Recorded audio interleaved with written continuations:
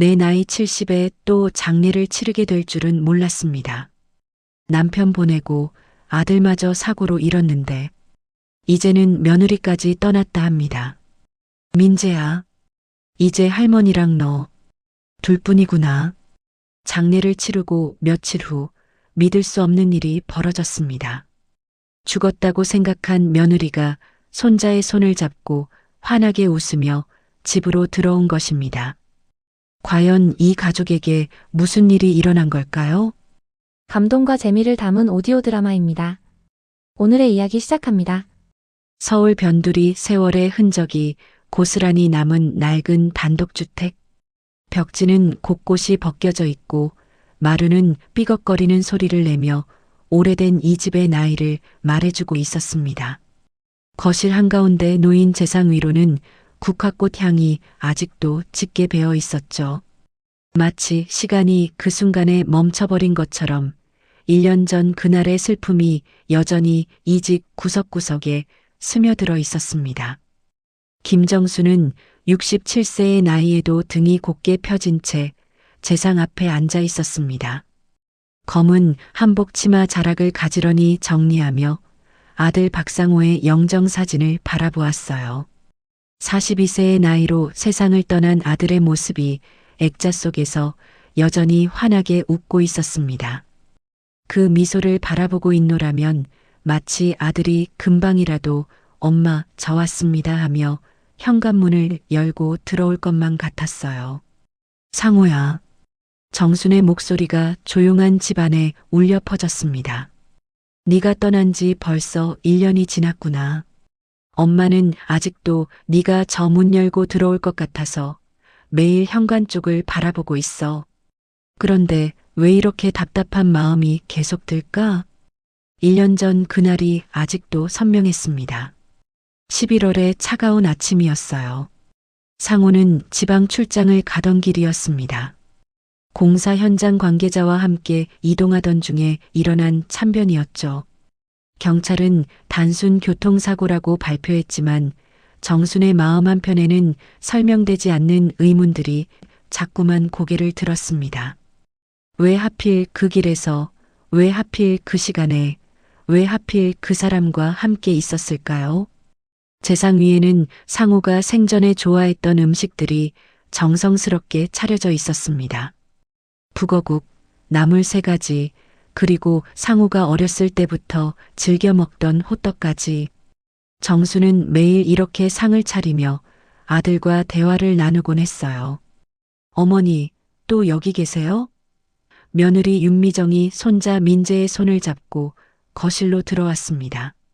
40세의 미정은 남편을 잃은 슬픔 속에서도 8살 아들을 위해 애쓰며 살아가고 있었어요. 얼굴에는 지친 기색이 역력했지만 아이 앞에서만은 밝은 모습을 보이려고 노력했습니다. 할머니, 아빠 사진 보고 계세요? 민재가 천진한 목소리로 물었습니다. 아직 아빠의 죽음을 완전히 이해하지 못하는 아이는 가끔 아빠가 긴 출장에서 돌아올 거라고 말하곤 했어요. 그럴 때마다 정순과 미정의 마음은 더욱 아려왔습니다. 정수는 손자를 끌어안으며 쓴웃음을 지었습니다. 그래, 할머니가 아빠한테 안부 인사를 드리고 있었어. 우리 민재는 오늘 학교에서 뭘 배웠니? 오늘은 그림 그리기를 했어요. 아빠랑 엄마랑 할머니랑 저랑 함께 있는 그림을 그렸어요. 민재가 신나게 말하며 가방에서 종이를 꺼냈습니다. 크레파스로 그린 서툰 그림이었지만 4명의 가족이 손을 잡고 웃고 있는 모습이 그려져 있었어요. 미정이 재상 옆에 앉으며 한숨을 내쉬었습니다. 어머니, 보험회사에서 또 연락 왔어요. 상호 오빠 사고 관련해서 추가 조사를 하겠대요. 추가 조사? 정순의 눈썹이 미세하게 움직였습니다. 1년이 지났는데 뭘 더 조사한다는 거냐? 이미 결론 난 일 아니었나?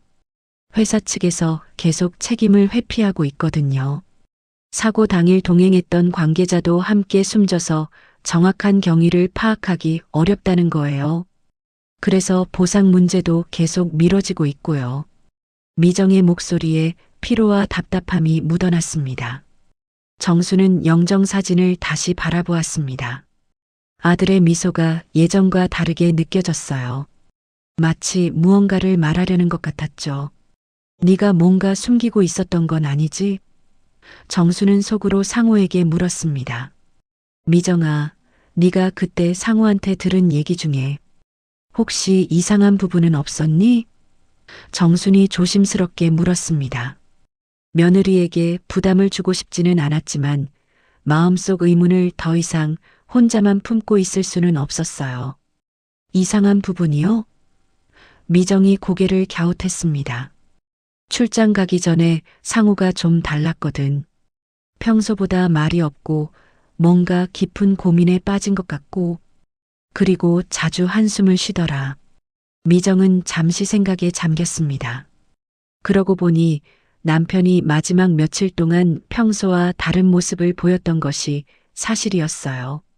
그러고 보니까 출장 가기 며칠 전부터 전화를 자주 받더라고요.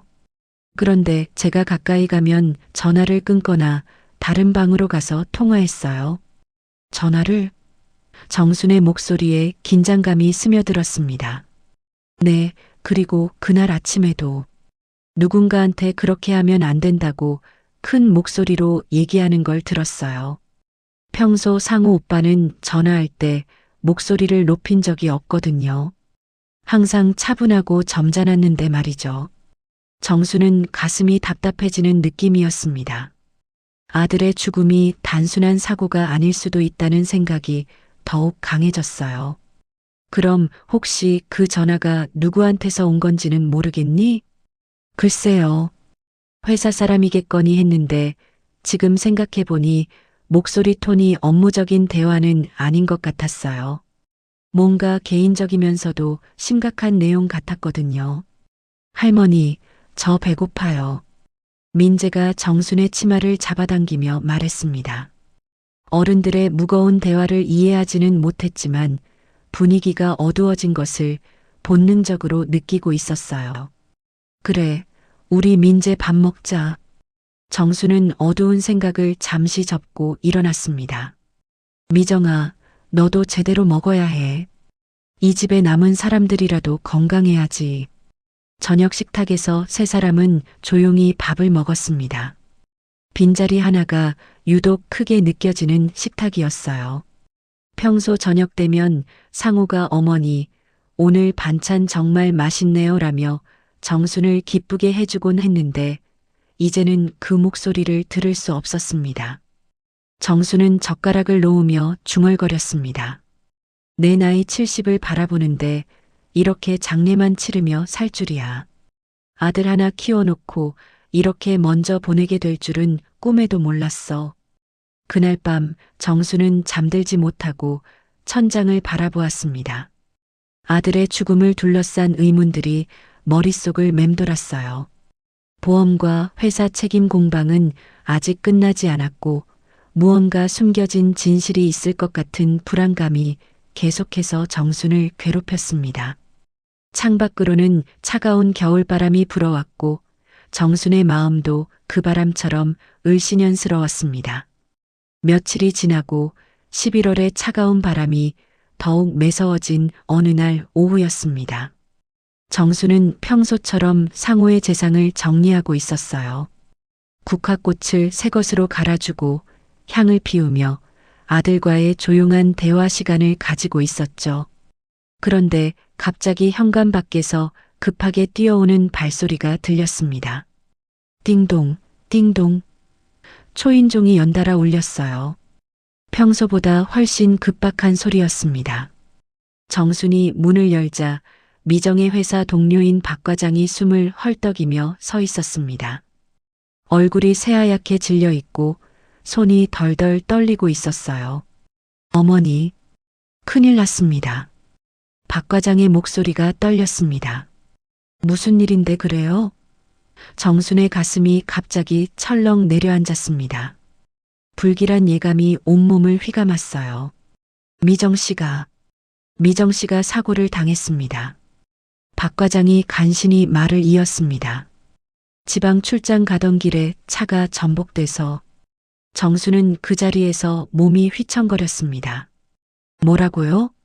미정이가 지금 병원으로 이송됐는데 상황이 좋지 않다고 합니다. 박 과장의 목소리가 점점 작아졌어요. 어떻게 이런 일이. 정수는 벽에 손을 짚고 간신히 몸을 지탱했습니다. 1년 전 아들의 죽음이 다시 떠올랐어요. 똑같은 지방 출장, 똑같은 사고. 이런 우연이 있을 수 있을까요? 그때 민재가 학교에서 돌아와 현관으로 뛰어왔습니다. 할머니, 저 왔어요. 엄마는 어디 있어요? 정수는 손자를 보는 순간 눈물이 왈칵 쏟아져 내렸습니다. 어떻게 이 어린아이에게 또다시 이런 소식을 전해야 할까요? 아빠에 이어 엄마까지 잃게 될 수도 있다는 사실을 어떻게 설명해야 할까요? 민재야, 잠깐만. 할머니랑 어디를 가야 해? 정수는 떨리는 목소리로 말했습니다. 병원으로 달려가는 박 과장의 차 안에서 정순의 마음은 천갈래로 찢어지는 것 같았습니다. 손자 민재는 상황을 이해하지 못한 채 엄마 왜 병원에 있어요?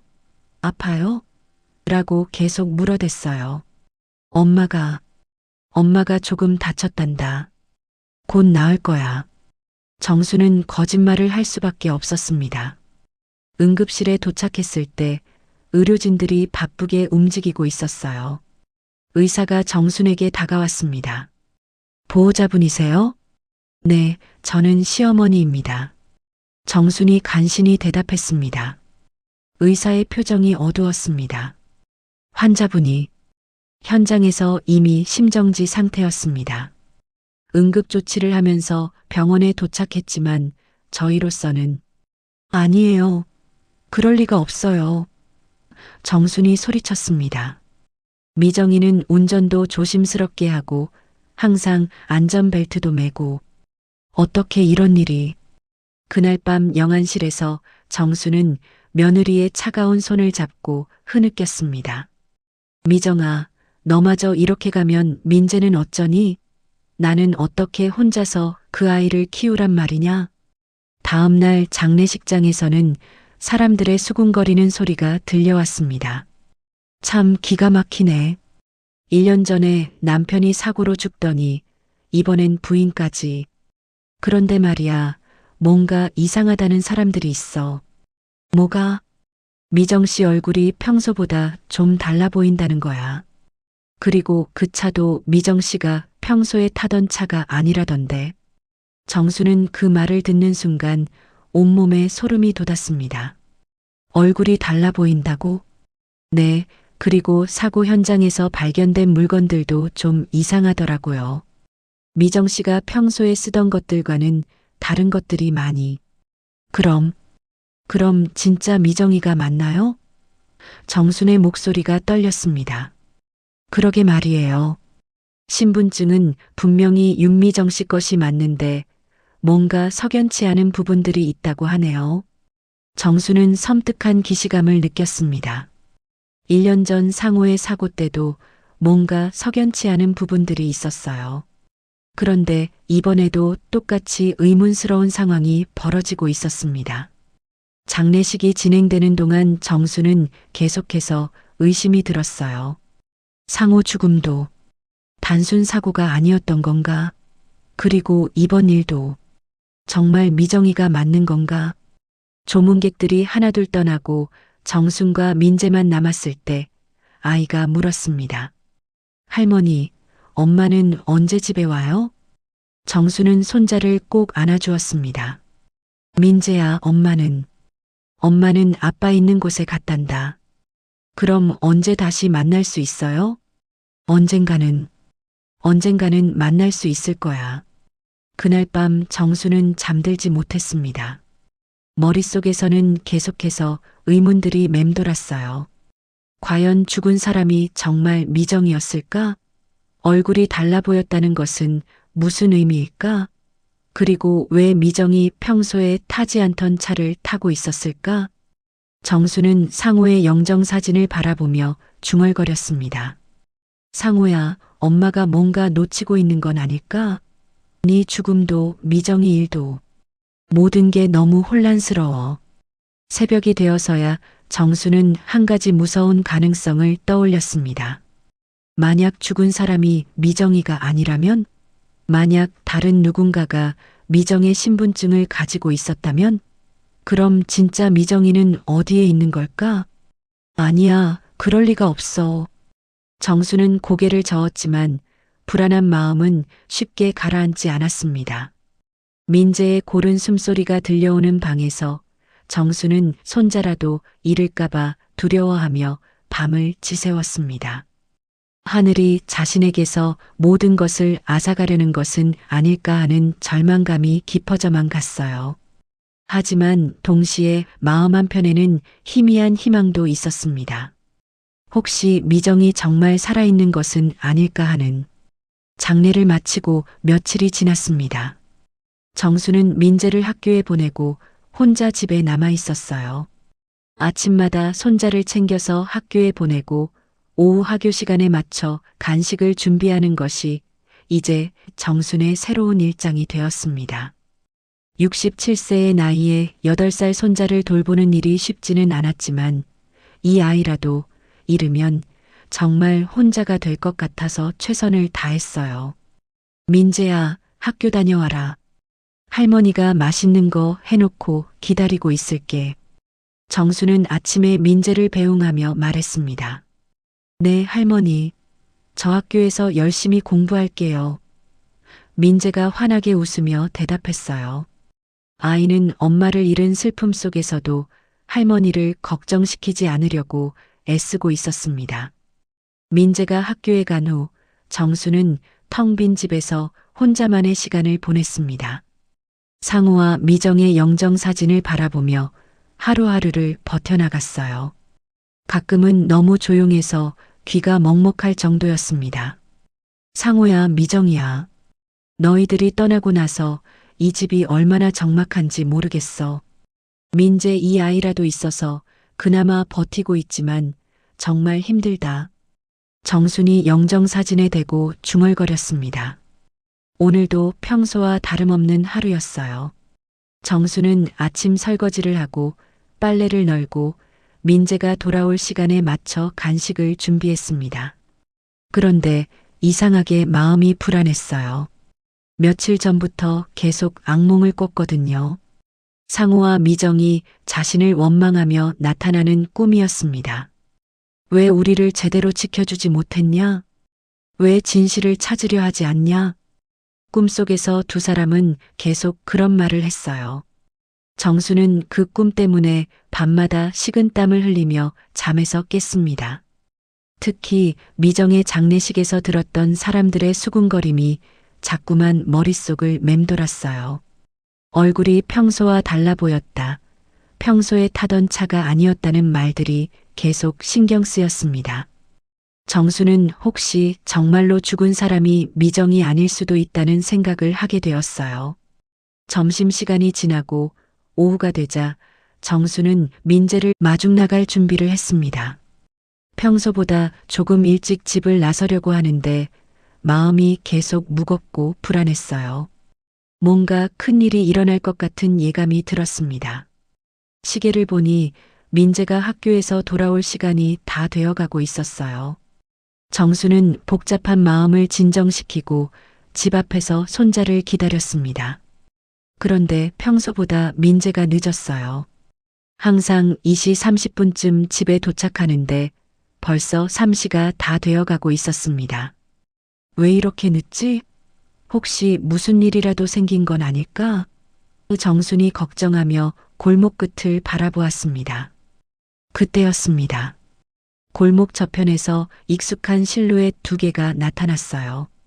한 명은 분명히 민재였습니다. 그런데 민재 옆에는 어른 여자가 있었어요. 그 여자가 민재의 손을 잡고 걸어오고 있었습니다. 정수는 눈을 비비며 다시 보았습니다. 설마 그럴 리가. 두 사람이 가까워질수록 정순의 심장은 더 빨리 뛰었어요. 그 여자의 걸음걸이, 체형, 머리 모양. 모든 게 미정과 똑같았습니다. 하지만 그럴 리가 없었어요. 미정은 분명히 죽었고 정순이 직접 장례까지 치렀거든요. 할머니, 민재가 손을 흔들며 달려왔습니다. 할머니, 저 왔어요. 그리고 그 뒤에서 미정이 환하게 웃으며 나타났습니다. 마치 평상시처럼 자연스럽게 아무 일도 없었던 것처럼 말이에요. 어머니, 저 다녀왔어요. 미정이 밝은 목소리로 인사했습니다. 정수는 그 자리에 선 채로 움직일 수 없었습니다. 다리에 힘이 쭉 빠져버렸어요. 이게 무슨 일이냐? 민재가 기뻐하며 뛰어왔습니다. 할머니, 엄마가 학교 앞에서 저를 기다리고 있었어요. 엄마가 돌아왔어요. 민재야, 민재야, 그 사람이. 정순이 떨리는 목소리로 말했습니다. 미정이 정순에게 다가오며 웃었습니다. 어머니, 왜 그렇게 놀라세요? 저 미정이에요. 아니야, 너는 죽었어. 정순이 소리쳤습니다. 내가 직접 장례를 치렀다고. 너는 사고로 죽었잖아. 민재가 엄마와 할머니 사이에서 어리둥절해했습니다.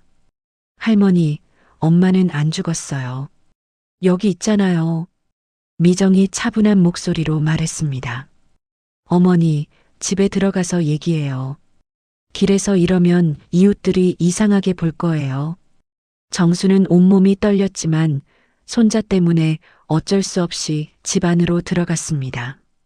현관문을 닫는 순간 정순의 마음속에는 수많은 의문들이 폭풍처럼 몰아쳤어요. 도대체 이게 무슨 일이야?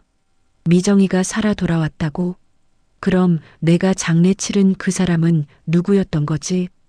거실에 들어선 미정은 마치 자기 집처럼 편안해 보였습니다. 신발을 벗고 가방을 소파에 놓고 민재의 머리를 쓰다듬어주는 모든 행동이 평소와 똑같았어요. 할머니, 이제 엄마가 돌아왔으니까 우리 셋이 함께 살 수 있어요. 민재가 기뻐하며 말했습니다. 하지만 정순의 마음은 전혀 기쁘지 않았습니다. 뭔가 크게 잘못되었다는 느낌이 들었거든요. 분명히 미정의 장례를 치렀는데 어떻게 이런 일이 가능할까요? 정수는 미정을 의심스러운 눈으로 바라보며 이 모든 상황을 이해하려고 애썼습니다. 거실에 앉은 세 사람 사이에는 무거운 침묵이 흘렀습니다. 민재만이 엄마가 돌아온 기쁨에 들떠 있었고 정순과 미정은 서로를 경계하듯 바라보고 있었어요. 정순의 손은 계속 떨리고 있었고 미정은 차분해 보이려 애쓰고 있었지만 어딘가 당황한 기색이 역력했습니다. 미정아. 정순이 떨리는 목소리로 입을 열었습니다. 네가 정말 우리 미정이가 맞냐? 어머니, 무슨 말씀을 하세요? 당연히 저예요. 미정이 대답했지만 목소리에 불안함이 섞여 있었어요. 민재가 엄마 곁으로 바짝 다가앉으며 말했습니다. 할머니, 엄마가 왜 안 돌아올 것 같았어요? 엄마는 저 버리고 안 갈 거라고 약속했잖아요. 정수는 손자의 순진한 말에 가슴이 아팠습니다. 하지만 도저히 이 상황을 받아들일 수가 없었어요. 미정아, 그럼 내가 며칠 전에 장례 치른 건 뭐냐? 정순이 조심스럽게 물었습니다. 미정의 얼굴이 갑자기 새하얗게 변했습니다. 장례요? 어머니가 누구 장례를 치르셨다고요? 네 장례를 치렀다고. 지방 출장 가다가 사고 났다고 해서. 정순이 목소리를 높였습니다. 미정이 크게 놀라며 일어났습니다. 제 장례요? 저는 여기 멀쩡히 살아있는데 어떻게 그런 일이? 그럼 너는 그동안 어디 있었냐? 왜 집에 오지 않고 연락도 없었던 거야? 미정이 당황한 표정으로 머리를 쥐어짰습니다. 저는 지방에 일이 있어서 며칠 내려가 있었는데 그런데 제가 죽었다고요? 일? 무슨 볼일?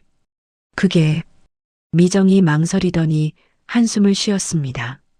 사실 어머니께 말씀드리기 어려운 일이었어요. 정수는 미정의 태도에서 뭔가 숨기고 있다는 느낌을 받았습니다. 뭘 숨기는 거냐?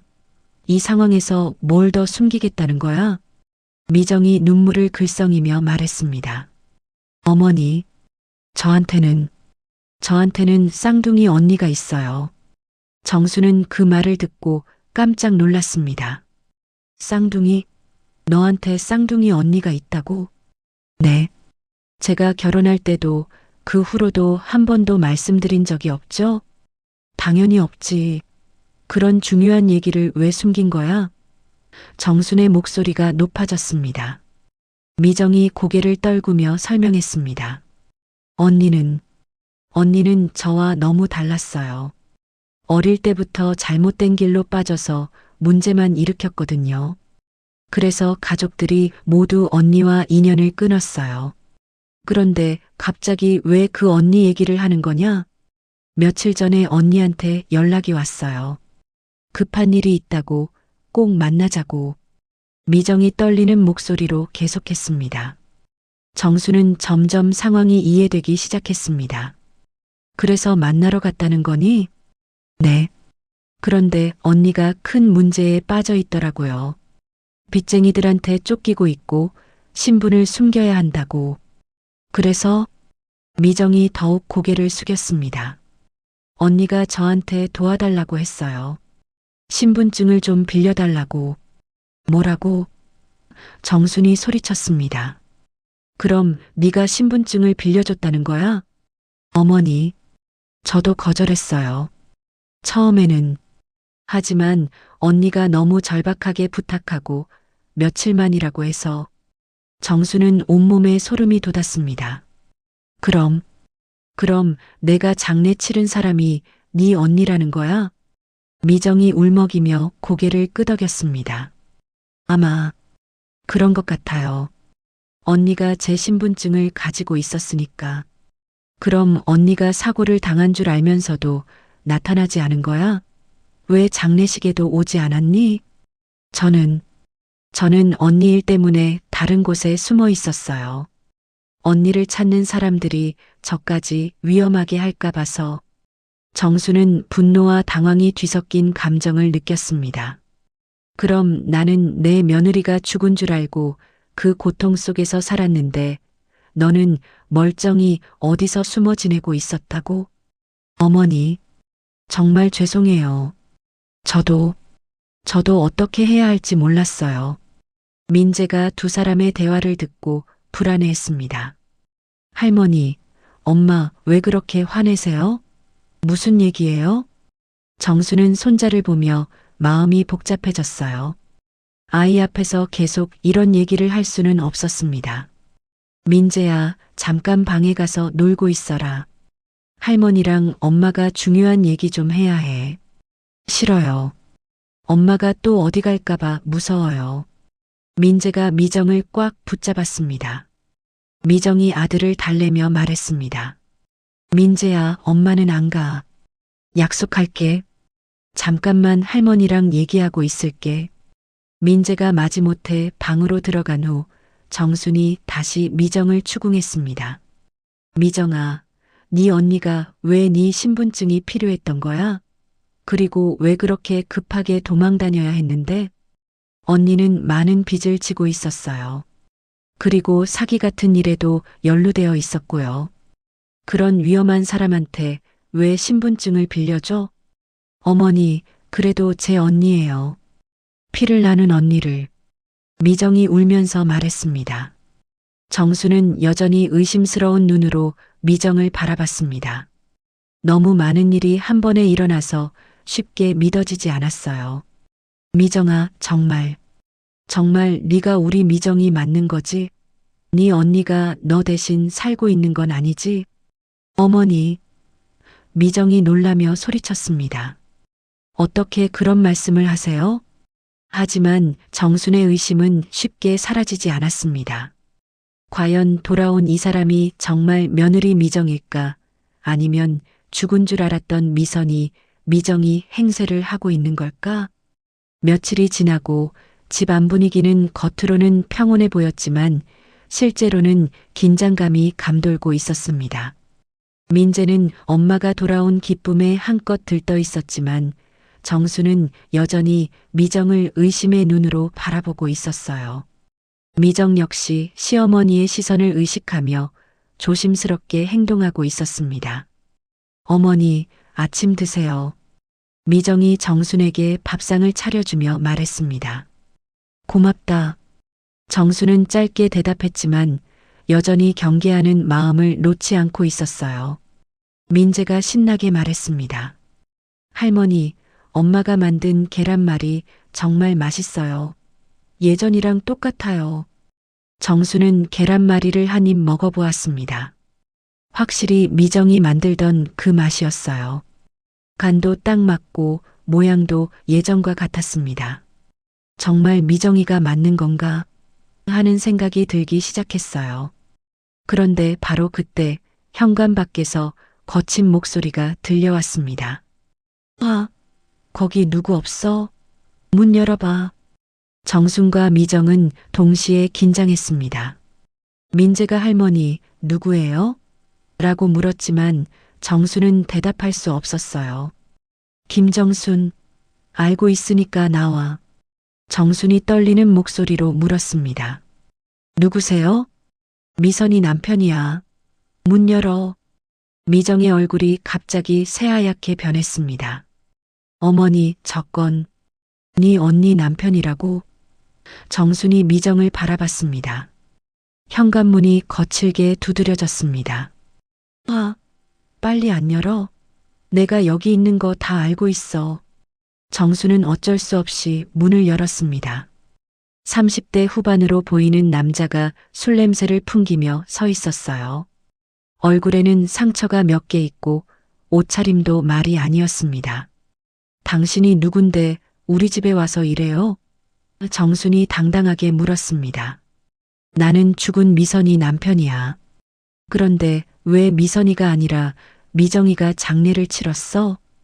남자가 집안을 들여다보며 말했습니다. 무슨 말인지 모르겠는데요. 남자가 미정을 발견하고 소리쳤습니다. 아, 미정이, 네가 거기 있었구나. 미정이 몸을 떨며 민재를 자신의 뒤로 숨겼습니다. 민재야, 방으로 들어가. 싫어요. 엄마랑 같이 있을 거예요. 민재가 무서워하며 엄마를 꽉 붙잡았습니다. 남자가 집 안으로 들어오려고 하자 정순이 막아섰습니다.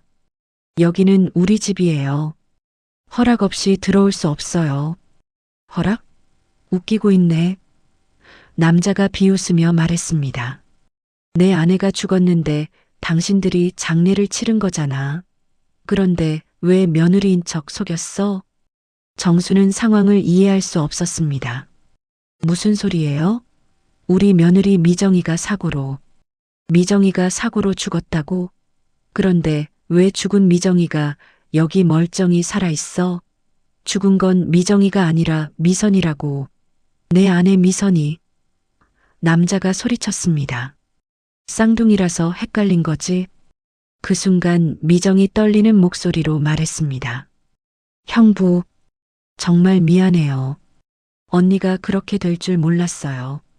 미안하다고? 미안하다 하면 끝날 일이야? 남자의 눈이 벌겋게 충혈되었습니다. 미선이가 네 신분증을 왜 가지고 있었는지 알아? 네가 줬잖아.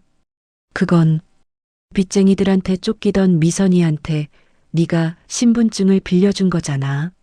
그래서 미선이가 네 이름으로 돌아다니다가 죽은 거야. 정수는 그제야 상황이 좀 이해되기 시작했습니다.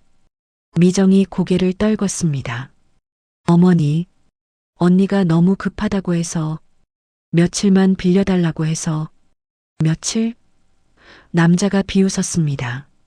몇 달이야. 몇 달 동안 미선이는 네 이름으로 살았어. 그리고 결국 죽었고. 남자가 계속해서 화를 냈습니다.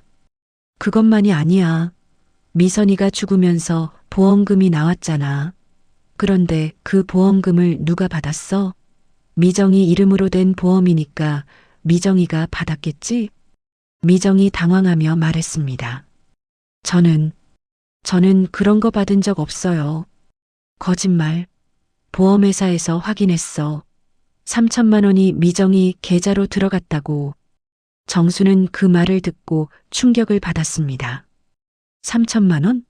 미정아, 그게 사실이냐? 어머니, 그건 네가 언니 죽음으로 돈까지 받았다는 거냐? 미정이 울먹이며 말했습니다. 저도 어제 알았어요. 갑자기 통장에 돈이 들어와 있더라고요. 왜 그 얘기를 안 했냐? 어떻게 말해요?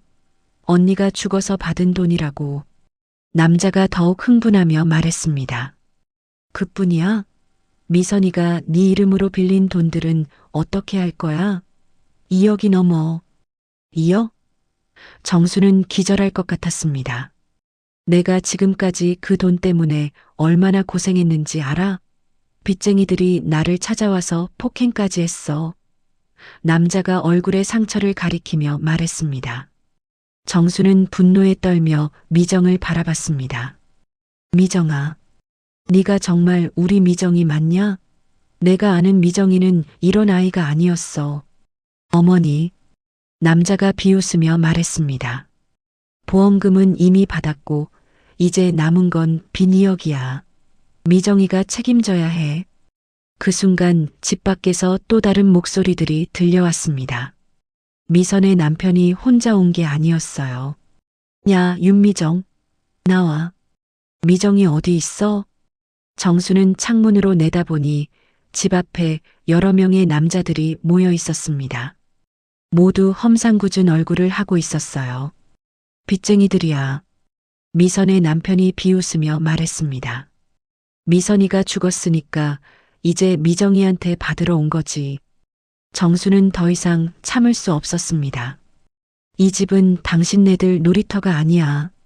더는 우리 가족 건드리지 마. 가족? 남자가 코웃음을 쳤습니다. 미정이가 정말 당신 가족인지 확실해요? 가족? 남자가 비웃었습니다.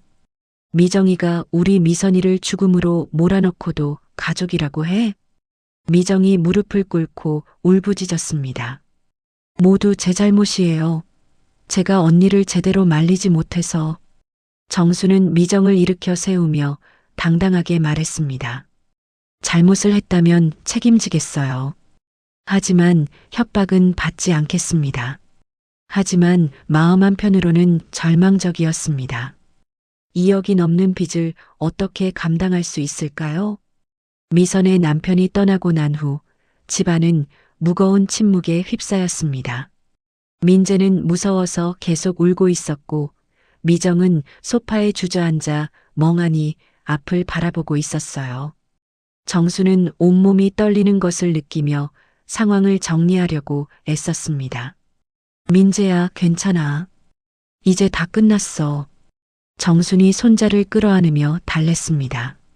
할머니, 그 아저씨는 왜 소리쳤어요? 무서웠어요. 민재가 흐느끼며 말했습니다. 그냥 화가 난 사람이었어.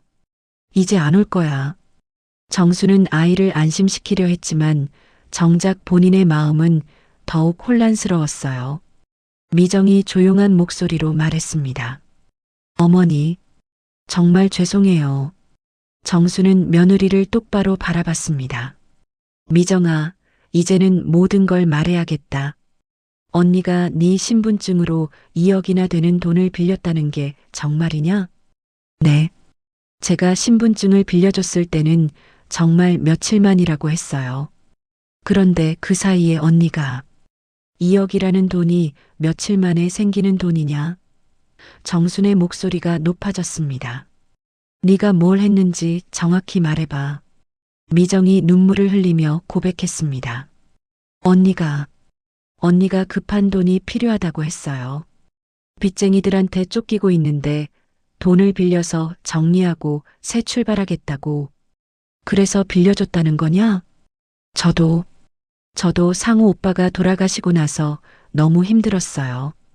혼자서 민재 키우는 것도 어렵고 경제적으로도 어려웠고 그때 언니가 나타나서 도와달라고 하니까 정수는 점점 더 화가 났습니다. 그래서 내 아들이 죽은 것도 네 언니와 관련이 있다는 거냐? 미정이 깜짝 놀라며 고개를 들었습니다. 네, 그건 무슨, 상우가 죽기 전에 이상하게 행동했잖아. 누군가와 전화 통화도 자주 하고 그렇게 하면 안 된다고 화내기도 하고. 어머니, 설마 상우 오빠 사고도 언니와 관련이 있다고 생각하세요? 정수는 그동안 품고 있던 의심을 털어놓기 시작했습니다. 최근에 상우 사고 기록을 다시 찾아봤어. 그런데 거기에 의심스러운 거래 내역들이 있더라. 무슨 거래 내역이요?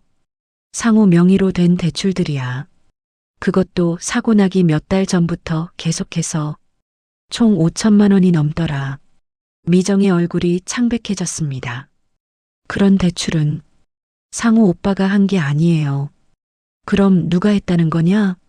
미정이 떨리는 목소리로 말했습니다. 언니가 상우 오빠 명의도 도용했나 봐요. 정수는 그 말을 듣고 온몸에 소름이 돋았습니다. 뭐라고? 상우 명의까지? 언니는 저희 가족 정보를 다 알고 있었어요. 결혼할 때 한 번 만났거든요. 그때 상우 오빠 주민번호나 개인정보들을. 그럼 상우가 죽은 것도 그 때문이라는 거야? 네 언니 때문에? 미정이 울부짖으며 말했습니다. 모르겠어요. 정말 모르겠어요. 언니가 뭘 했는지, 왜 그런 일들이 벌어졌는지. 정수는 분노와 절망감이 동시에 몰려왔습니다. 그래. 네 언니가 결국 우리 아들 죽음에도 한몫했던 거구나. 어머니, 상우는 그걸 알고 있었을 거야. 그래서 마지막에 전화로 그렇게 하면 안 된다고 했던 거고, 누군가를 막으려고 했던 거야. 정수는 치를 떨며 상우의 영정사진을 바라봤습니다. 상우야, 엄마가 이제야 알겠다. 네가 얼마나 힘들었는지. 그럼에도 불구하고 정수는 민재를 보며 마음을 다잡았습니다. 아이 앞에서는 미정을 감싸줘야 했어요. 아무리 화가 나도 민재에게는 엄마가 필요했거든요. 미정아, 그래도 이제라도 진실을 말했으니까. 더는 숨기지 마라. 네, 어머니. 정말 죄송해요. 앞으로는 모든 걸 말씀드릴게요. 그 보험금 3천만 원은 어디에 있냐? 아직 건드리지 않았어요. 통장에 그대로 있어요. 왜 안 썼냐? 뭔가 떨떠름해서요. 언니 죽음으로 받은 돈이라서. 정수는 그나마 다행이라고 생각했습니다. 그 돈은 언니 남편한테 줘야겠다. 우리가 받을 돈이 아니야. 네, 어머니. 그렇게 할게요. 그날 저녁 정수는 혼자 상호의 사고 관련 서류들을 다시 꼼꼼히 살펴봤습니다. 미선의 이름이 직접적으로 언급되지는 않았지만 수상한 거래들의 패턴을 보면 분명히 연관이 있어 보였어요. 상호야. 정순이 영정사진에 대고 말했습니다. 네가 그날 출장을 가려고 했던 이유가 뭐였을까? 혹시 그 문제를 해결하려고 갔던 건 아니었을까? 미정이 거실로 나와 정순 옆에 앉았습니다. 어머니, 잠 안 주무세요? 잠이 안 와서. 저도요. 오늘 일이 너무 충격적이었어요. 정수는 미정을 바라보며 말했습니다. 미정아, 네가 지켜야 할 건 이 집이 아니라 저 아이의 웃음이야. 네. 민재는 아빠도 잃고 엄마도 잃을 뻔했어. 이제 그 아이한테는 평범한 일상이 가장 소중한 거야. 미정이 고개를 끄덕였습니다. 네, 어머니. 앞으로는 민재만 생각하며 살겠어요. 그리고 미정아. 네. 우리가 이 상황을 어떻게든 해결해야 해. 민재가 불안해하지 않도록 말이야. 미정이 눈물을 흘리며 정순의 손을 잡았습니다. 어머니, 제가 해결할게요. 제가 만든 문제니까요. 하지만 정수는 여전히 마음 한편에 의문이 남아 있었어요. 과연 이 모든 문제를 어떻게 해결할 수 있을까? 그리고 앞으로 또 어떤 일들이 벌어질까? 창밖으로는 찬바람이 불어오고 있었고 정수는 앞으로 닥쳐올 시련들을 예감하며 긴 한숨을 내쉬었습니다. 하지만 민재의 평온한 잠든 모습을 보며 무슨 일이 있어도 이 아이만은 지켜야겠다고 다시 한번 다짐했어요. 며칠 후 오후 정수는 민재를 학교에 데리러 갔다가 돌아오는 길이었습니다. 집 앞 골목에 들어서자마자 이상한 기운이 감돌았어요. 평소보다 주변이 너무 조용했고 이웃들이 커튼 사이로 몰래 내다보는 것 같았습니다. 할머니, 우리 집 앞에 사람들이 많이 있어요. 민재가 정순의 손을 잡고 불안해하며 말했습니다. 정순이 고개를 들어보니 정말로 집 앞에 여러 명의 남자들이 서 있었어요. 모두 험상궂은 얼굴을 하고 있었고 그 중 한 명은 며칠 전에 왔던 미선의 남편이었습니다. 저기, 저 사람들이 왜 우리 집 앞에 있지? 정순이 걱정스럽게 중얼거렸습니다. 집에 가까워질수록 남자들의 대화 소리가 들려왔어요. 미정이가 분명히 이 집에 있을 거야. 2억 빌려놓고 숨어 있는 거지. 보험금 3천만 원 받아놓고 나머지는 모른 척 하려는 것 같은데. 미정이 명의로 빌린 돈이니까 미정이가 갚아야지. 정수는 민재의 손을 더 꽉 잡고 다른 길로 돌아가려 했습니다. 하지만 이미 늦었어요. 미선의 남편이 정순을 발견했거든요. 아, 김정순, 거기서. 정수는 어쩔 수 없이 멈춰섰습니다. 무슨 일로 우리 집 앞에서 이러세요? 무슨 일이냐고? 미정이 어디 있어? 미선의 남편이 다가오며 말했습니다. 집에 있을 텐데. 왜요? 빚 때문이야. 2억을 어떻게 할 거냐고. 그때 다른 남자 한 명이 끼어들었습니다. 우리는 미선이한테 돈을 빌려준 줄 알았는데 알고 보니 미정이 명의더라고.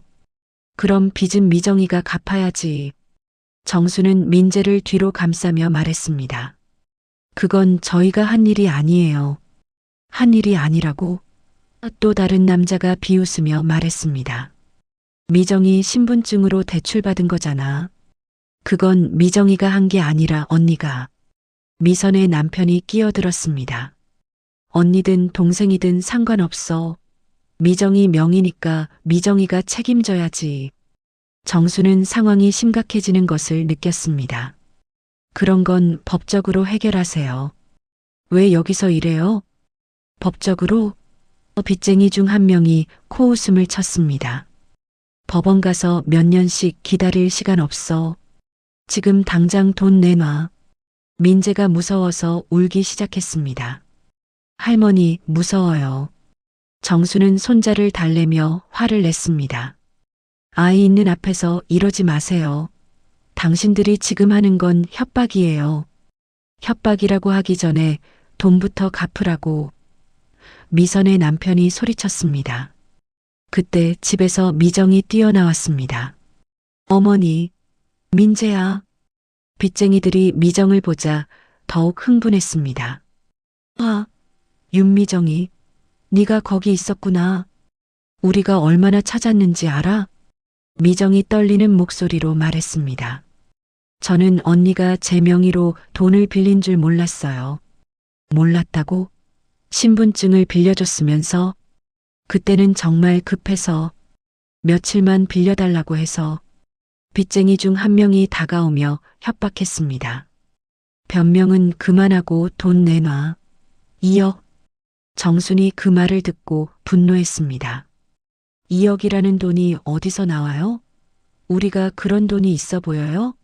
없으면 만들어서라도 갚아야지. 미정이 울면서 말했습니다. 저한테는 그런 큰 돈이 없어요. 없다고? 보험금 3천만 원 받았잖아. 그 돈은 일부만 갚는다고 해도 턱없이 부족해요. 미선의 남편이 화를 내며 소리쳤습니다. 그럼 집이라도 팔아서 갚아. 정수는 더 이상 참을 수 없었습니다. 이 집은 우리가 사는 곳이에요. 손자까지 있는데 어떻게 집을 팔아요. 그럼 다른 방법을 찾아. 빚쟁이들이 협박하듯 말했습니다. 어떤 방법이요? 없는 돈을 어떻게 만들어요? 그때 한 남자가 음흉하게 웃으며 말했습니다. 방법이야 여러 가지가 있지. 미정이가 점잖아. 정수는 그 말의 의미를 알아채고 분노에 떨었습니다. 뭐라고요? 요즘 세상에 돈 벌 방법이 얼마나 많은데. 이 더러운 놈들아. 정순이 소리쳤습니다. 우리를 뭘로 보고 그런 소리를 해? 미정이 무릎을 꿇고 울부짖었습니다. 제발, 제발 그런 말씀은 하지 마세요. 저 어떻게든 돈을 마련해 볼게요. 어떻게? 2억을 어떻게 마련한다고? 제가 일을 더 해서라도. 미선의 남편이 비웃었습니다. 이래서 2억을 언제 모아? 10년? 20년? 정수는 손자를 뒤로 감싸며 당당하게 맞섰습니다. 여기서 그만하세요. 남의 돈 갖다 써놓고 안 갚으면서 할 소리는 아니지. 그건 미선이의 죄가 불러온 비극이에요. 더는 우리를 괴롭히지 마세요. 비극이라고? 웃기고 있네. 빚쟁이 중 한 명이 정순에게 다가오며 위협했습니다. 할머니, 여기서 나서지 마. 다칠 수도 있어. 그 순간 미정이 일어서며 소리쳤습니다. 모두 제 잘못이에요. 제가 언니를 제대로 말리지 못했어요. 그럼 네가 책임져야지. 정말로 어떻게 해야 할지 모르겠어요. 미선의 남편이 집을 둘러보며 말했습니다. 이 집값이라도 받으면 절반은 되겠네. 이 집은 팔 수 없어요. 정순이 소리쳤습니다. 손자가 살고 있는 집이에요. 그럼 매일 찾아와서 괴롭혀 줄 테니까 각오해. 정수는 미정을 일으켜 세우며 말했습니다. 미정아, 이제라도 당당하게 살아라. 그래야 네 아들을 제대로 키울 수 있어. 어머니, 우리가 도망칠 곳은 없어. 하지만 굴복하지는 않을 거야. 민재만은 꼭 지켜야 해. 빚쟁이들은 계속해서 돈을 내놓으라고 협박했지만 정수는 물러서지 않았습니다. 당신들이 아무리 협박해도 없는 건 없어요. 법적으로 해결하든지 아니면 다른 방법을 찾으세요. 우리는 더 이상 당하고만 살지 않을 거예요. 결국 빚쟁이들은 그날은 물러갔지만 내일 또 찾아오겠다는 위협을 남기고 갔어요. 정수는 미정과 민재를 집 안으로 데려가며 이 상황을 어떻게 해결해야 할지 고민에 빠졌습니다. 빚쟁이들과의 대립이 있은 지 며칠이 지났습니다. 정수는 매일 불안한 마음으로 하루하루를 버텨나가고 있었어요. 언제 또 그 사람들이 찾아올지 모르는 상황에서 민재를 학교에 보내는 것도 집에 혼자 있는 것도 두려웠습니다. 하지만 그럼에도 불구하고 일상은 계속되어야 했어요. 어머니, 아침 드세요. 미정이 조심스럽게 밥상을 차려주며 말했습니다. 고맙다. 정수는 여전히 미정을 완전히 믿지는 못했지만 민재 앞에서는 평온한 모습을 보이려고 노력했어요. 민재가 밥을 먹으며 말했습니다. 할머니, 그 무서운 아저씨들은 언제 또 와요? 안 올 거야, 민재야. 할머니가 지켜줄게. 정순이 손자의 머리를 쓰다듬으며 말했지만 정작 자신도 확신이 서지 않았어요. 그때 현관에서 노크 소리가 들려왔습니다. 정순과 미정은 동시에 긴장했어요. 또 빚쟁이들이 온 것일까 봐서였죠. 누구세요? 정순이 조심스럽게 물었습니다. 경찰입니다. 잠시만 문 좀 열어주세요. 정수는 안도의 한숨을 쉬며 문을 열었습니다. 2명의 경찰관이 서 있었어요. 김정순 어르신이시죠? 이틀 전 신고 접수된 건으로 왔습니다. 신고요? 네, 협박 및 주거침입 신고요. 이웃분이 신고해 주셨더라고요. 정수는 그제야 알았습니다. 이웃들이 그날의 상황을 보고 경찰에 신고해 준 것이었어요. 그 사람들이 또 찾아오면 즉시 신고하세요. 그리고 이거 가지고 계세요. 경찰관이 호루라기와 함께 비상연락처가 적힌 카드를 건넸습니다. 감사합니다. 정순이 고마워하며 받았습니다. 경찰이 떠나고 나서 미정이 정순에게 다가왔습니다. 어머니, 이웃분들이 우리를 도와주신 거네요. 그러게. 내가 이 동네 사람들을 너무 무시했나 봐. 정수는 뭉클한 마음이 들었어요. 며칠 후 정수는 용기를 내어 동네 사람들에게 인사를 하러 다녔습니다. 그동안 창피해서 얼굴을 들지 못했는데 오히려 이웃들이 먼저 걱정해 주었어요. 정순 씨, 많이 힘들었지? 옆집 할머니가 정순의 손을 잡으며 말했습니다. 미안해요. 시끄럽게 해서. 무슨 소리야? 어려울 때 서로 도와야지. 혹시 또 그런 일 있으면 언제든 말해. 정수는 눈물이 날 것 같았습니다. 혼자가 아니라는 사실이 이렇게 든든할 줄 몰랐어요. 그리고 일주일쯤 지났을 때 미정이 중요한 결정을 내렸습니다. 어머니, 저 경찰서에 가서 모든 걸 신고하려고 해요. 신고? 언니가 저와 상호 오빠 명의로 한 모든 일들을 다 신고할 거예요. 그래야 이 문제가 제대로 해결될 것 같아요. 정수는 미정의 말에 놀랐습니다. 그럼 너도 처벌받을 수도 있잖아. 신분증을 빌려준 것 때문에. 그래도 이대로는 안 되잖아요. 민재가 계속 불안해하고 어머니도 고생하시고 저라도 책임져야죠. 정수는 미정이 진심으로 뉘우치고 있다는 것을 느꼈습니다. 미정아, 어머니, 저 정말 후회해요. 언니를 도와준다는 명목으로 결국 우리 가족을 더 큰 위험에 빠뜨렸어요. 이제라도 제대로 하고 싶어요. 알겠다. 나랑 같이 가자. 어머니까지 고생시킬 수는 없어요. 아니야. 우리는 가족이잖아. 같이 해결하자. 그날 오후 정순과 미정은 함께 경찰서에 갔습니다. 미정은 미선이 자신과 상호의 명의를 도용해서 벌인 모든 일들을 자세히 신고했어요.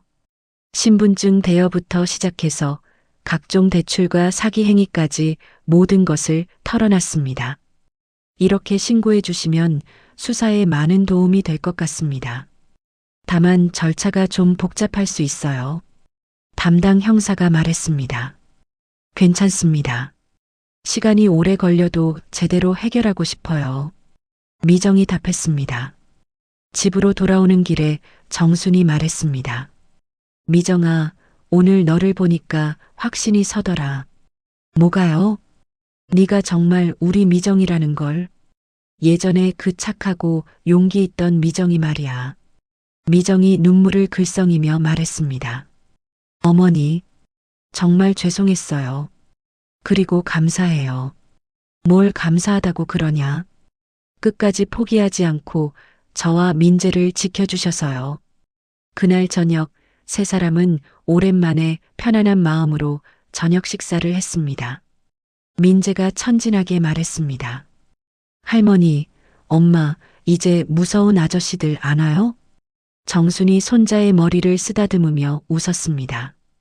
그래, 민재야. 이제 괜찮을 거야. 그럼 우리 셋이 계속 함께 살 수 있어요?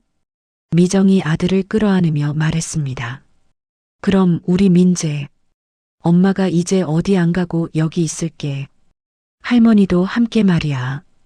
정수는 두 사람을 바라보며 미소 지었습니다. 그래, 이제라도 진실로만 살자. 그래야 네 아빠를 마음 편히 만날 수 있을 거야. 창밖으로는 따뜻한 저녁 노을이 비치고 있었습니다. 오랫동안 이 집을 짓누르고 있던 어둠이 조금씩 걷히는 것 같았어요. 상호의 영정사진 앞에서 처음으로 웃음꽃이 피어났습니다. 상호야, 이제 우리 가족 다시 웃을 수 있을 것 같아. 네가 하늘에서 지켜보고 있어서 가능했던 일이야. 정순이 아들의 사진에 대고 중얼거렸습니다. 민재가 천진하게 말했습니다. 할머니, 아빠도 우리가 웃는 모습 보고 기뻐하실까요? 그럼 아빠가 정말로 기뻐하실 거야. 그 순간 집안에 오랜만에 따뜻한 웃음소리가 울려 퍼졌습니다. 세 사람은 서로를 바라보며 환하게 웃었어요. 비록 힘든 시간들이 많았지만 이제 새로운 시작을 할 수 있다는 희망이 생겼습니다. 정수는 마음속으로 다짐했습니다. 이제 민재가 행복하게 자랄 수 있도록, 우리 가족이 다시 평범한 일상을 되찾을 수 있도록 최선을 다하자. 창밖으로는 별들이 반짝이기 시작했고 이 작은 집에는 다시 한번 따뜻한 온기가 돌기 시작했습니다. 오늘의 이야기 어떠셨나요? 무료 버튼인 구독과 좋아요 부탁드립니다. 응원의 댓글은 채널을 운영하는 데 큰 힘이 됩니다. 오늘도 웃는 하루 보내세요.